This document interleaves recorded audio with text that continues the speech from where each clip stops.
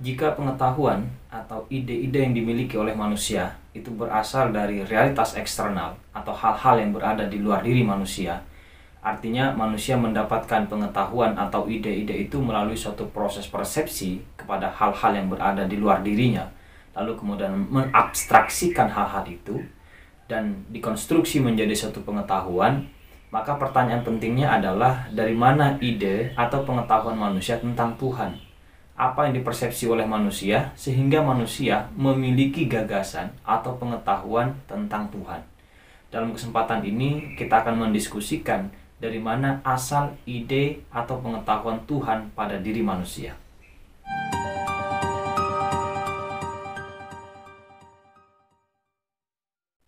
Pengetahuan manusia tentang Tuhan sampai hari ini masih menjadi suatu enigma atau misteri bagi manusia. Karenanya sampai hari ini manusia masih memperdebatkannya, mencari dari mana asal atau sumber pengetahuan manusia tentang Tuhan itu. Ada beberapa aliran yang mencoba menjawab pertanyaan ini. Yang pertama misalnya dari kalangan teologi dalam arti tertentu yang skriptualis. Kemudian yang kedua dari kalangan psikolog atau dalam arti tertentu yang saintifik. Kemudian yang ketiga dari kalangan filsuf atau filsafat. Kalangan pertama dari teologi atau yang skriptualis itu meyakini bahwa ide tentang Tuhan ini adalah ide yang disampaikan dari para pendahulunya, yaitu suatu pengetahuan yang disampaikan secara berantai dari guru ke guru yang sebelumnya, ke guru yang sebelumnya, sampai kepada utusan yang dikirim oleh Tuhan itu sendiri, yang mana utusan itu sendiri mendapat pengetahuan tentang Tuhan karena diberikan oleh Tuhan itu. Jadi pengetahuan kita tentang Tuhan itu didapat dari guru kita. Guru kita mendapat dari gurunya lagi. Gurunya lagi mendapat dari gurunya lagi. Terus mendapat dari tabi'in. Kemudian tabi'in ini mendapat dari tabi'in. Dan tabi'in mendapat dari sahabat. Sahabat mendapat dari nabi. Dan nabi mendapat dari Tuhan misalnya melalui wahyu. Itu suatu proses pengetahuan tentang Tuhan didapat bukan dari proses penalaran manusia, tetapi dari suatu pengetahuan yang diberikan secara berantai dari sumber yang dianggap sahih, yaitu Nabi itu sendiri, terus kepada para sahabat-sahabatnya sampai kepada para guru di mana kita belajar tentang agama. Ini satu jawaban yang diberikan oleh kalangan teologi yang bernuansa skriptualis. Kalangan ini menjawab demikian karena mereka meyakini bahwa akal manusia tidak akan pernah mampu mencapai pengetahuan tentang Tuhan. Akal manusia sangat terbatas. Karena itu, segala pengetahuan yang didapat oleh manusia, terutama yang berkaitan dengan Tuhan, maka harus didasarkan kepada sumber-sumber yang sebelumnya sudah diasalkan melalui kenabian. Jadi bagi kalangan ini tak ada lagi perdebatan tentang Tuhan. Apa yang dikatakan oleh guru tentang Tuhan, ya sudah itu diterima saja. Jadi basisnya adalah pada dalil yang itu biasanya disampaikan oleh guru dan selesai kemudian perdebatan tentang Tuhan. Yang kedua dari kalangan psikologis. Kalangan ini melihat bahwa ide tentang Tuhan itu berasal dari suatu penderitaan yang dialami oleh manusia. Jadi setelah manusia tidak mampu menghadapi suatu persoalan yang berat, yang tidak bisa dijangkau oleh kemampuan fisiknya dan kemampuan nalurinya, maka manusia serta-merta memunculkan suatu sosok yang maha besar, yang maha pengampun, yang maha pengasih, dan seterusnya. Jadi begitu kita tidak mampu menghadapi suatu persoalan yang dimunculkan oleh alam, maka manusia melahirkan gagasan tentang Tuhan atau ide-ide tentang Tuhan. Hal ini misalnya sebagaimana dinyatakan oleh Sigmund Freud di dalam kajian psikologi itu, bahwa kita membutuhkan sosok Tuhan itu sebagai pelindung agar manusia merasa nyaman di dalam menghadapi persoalan-persoalan yang muncul ketika manusia mencoba memenuhi berbagai macam kebutuhan hidupnya. Serupa dengan Sigmund Freud ini misalnya juga ditemukan pada gagasannya Ludwig Feuerbach, yang dia melihat bahwa manusia karena mengalami ketertindasan dalam persoalan ekonomi di mana kapitalisme itu mendominasi sektor-sektor ekonomi sehingga kaum buruh tertindas, maka kaum buruh ini atau orang-orang yang kalah secara ekonomi memunculkan pendukungnya sebagai suatu kekuatan di mana yang dianggap dapat mengatasi keteralienasian manusia, maka lahirlah kemudian ide tentang Tuhan. Jadi Tuhan ini dijadikan sebagai sosok yang bisa mengadili terhadap ketidakadilan yang dialami oleh para kaum buruh. Dengan demikian, sumber ide tentang Tuhan itu adalah ketakutan itu sendiri, ketakmampuan manusia itu sendiri. Gagasan ini sebetulnya bisa kita telusuri lebih jauh, misalnya ke dalam pandangannya para pemikir filsafat Yunani. Salah satunya yang terpenting adalah di dalam pandangannya Xenophanes, bahwa sebetulnya Tuhan yang digambarkan oleh manusia itu tidak lebih dari apa yang dia alami.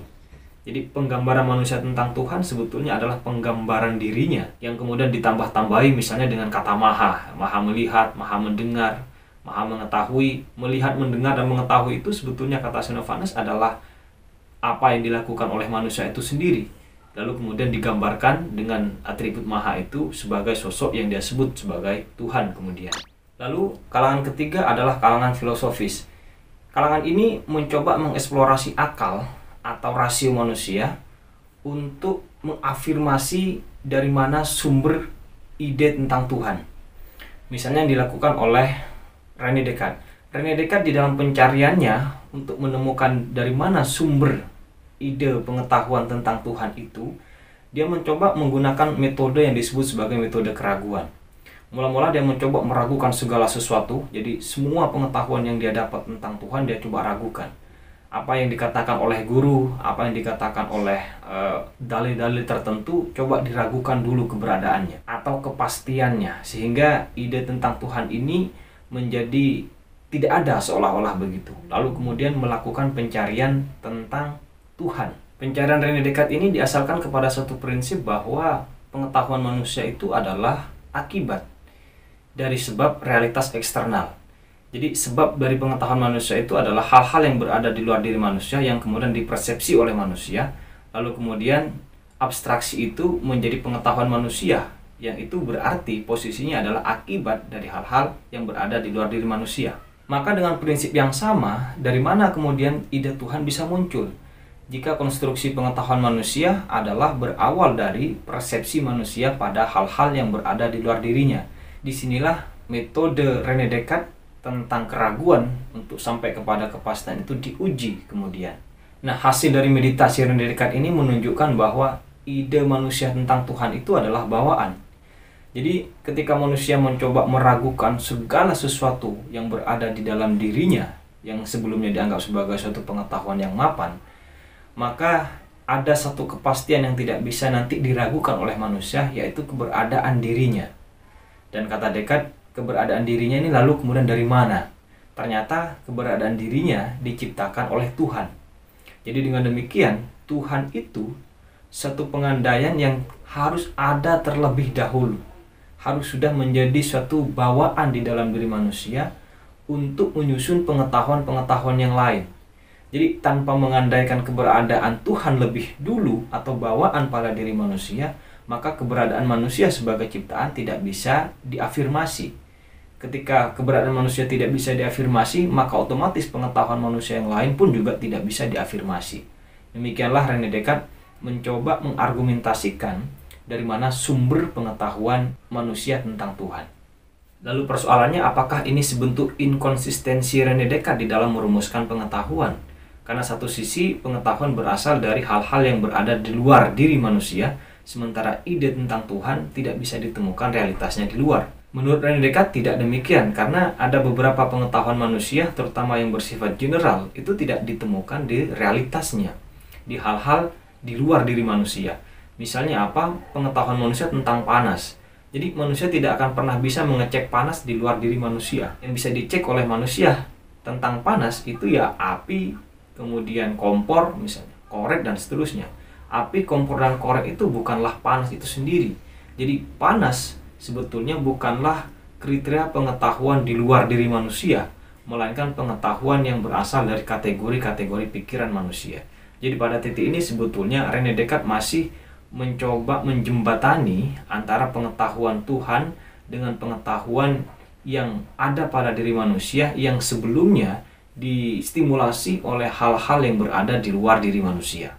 Dari tiga jawaban ini, mana yang bisa digunakan sebagai jawaban final tentang asal-usul Tuhan pada diri manusia? Sampai hari ini belum ada jawaban yang final tentang persoalan itu. Masing-masing jawaban ini memiliki kelemahannya. Persoalan yang pertama misalnya tentang Tuhan yang berasal dari penyampaian secara beruntun, ini masih menyimpan persoalan.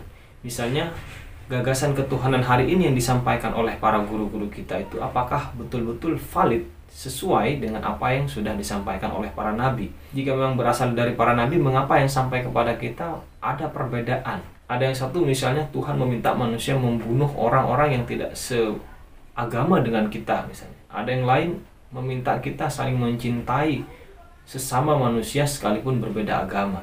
Nah, dalam konteks ini saya kira rasio menjadi dibutuhkan sebagai pengadil mana yang paling rasional yang bisa kita pakai oleh manusia sebagai hamba. Lalu kemudian pada yang kedua yang mengatakan bahwa ide Tuhan itu hanya berasal dari penderitaan manusia karena misalnya berangkat dari kajian saintifik. Artinya secara saintifik keberadaan Tuhan belum bisa dibuktikan. Saya kira kalau kita melihat progresivitas saintifisme hari ini, jawaban ini tidak tepat, tidak saintifik.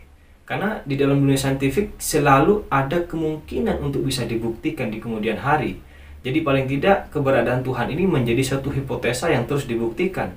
Terlebih lagi misalnya kajian saintifisme hari ini tentang pembuktian Tuhan saya kira belum sampai memeriksa keseluruhan semesta ini.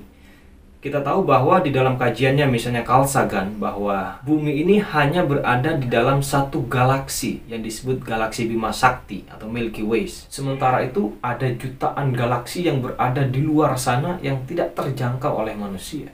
Jadi bumi ini hanya satu buih yang berada di tengah lautan samudra yang begitu luas.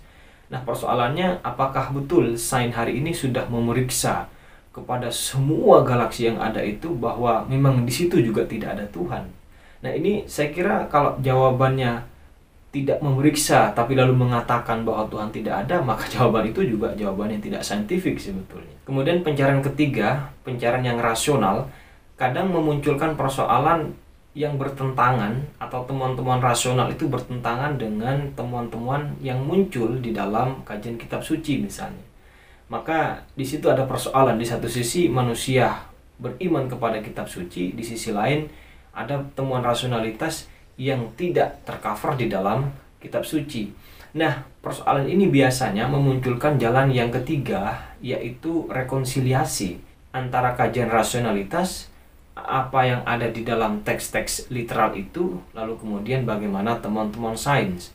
Nah, disinilah para pemikir seperti Al-Kindi, Al-Farabi, Ibnu Sina, Ibnu Rus, Al-Ghazali, atau kemudian di barat ada Anselmus, kemudian Agustinus, kemudian ada Thomas van Aquinas, mencoba mengupayakan rekonsiliasi ini. Salah satu poin penting dari upaya rekonsiliasi ini adalah adanya tafsir terhadap kitab suci.